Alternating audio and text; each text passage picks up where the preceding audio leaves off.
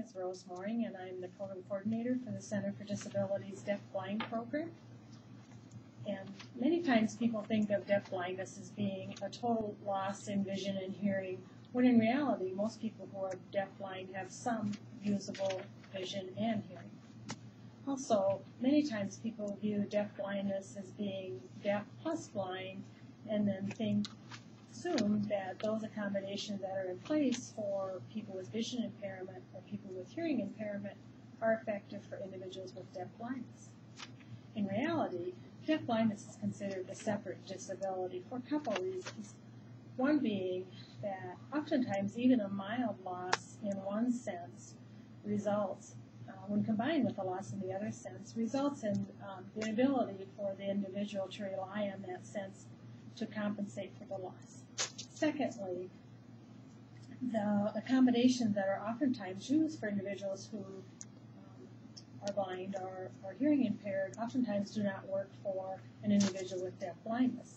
Extreme examples being a person who is visually impaired may be able to use a cane to travel independently in the community.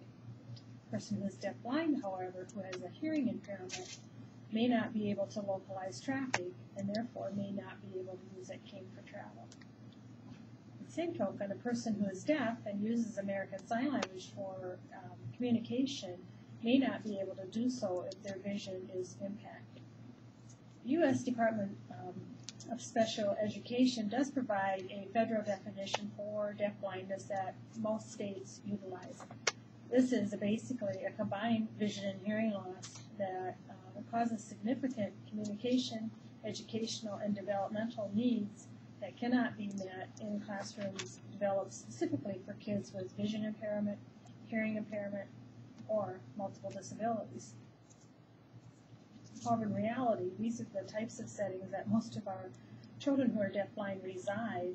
The key point is that they require alternative individualized accommodations and strategies to meet their needs and allow them to reach their fullest potential. You may wonder, what are the needs of children who are deaf-blind? It's been said that between 80 and 95% of all the information we receive from our environment we obtain through our distance senses, which are our hearing and our vision. When we think about deaf-blindness as being a combined vision and hearing loss, and neither sense being able to compensate for the loss in the other, then deaf-blindness becomes a disability of access.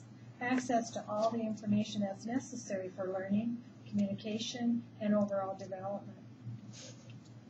Deaf-blindness impacts learning in that information does not come to children who are deaf-blind incidentally. They do not learn incidentally like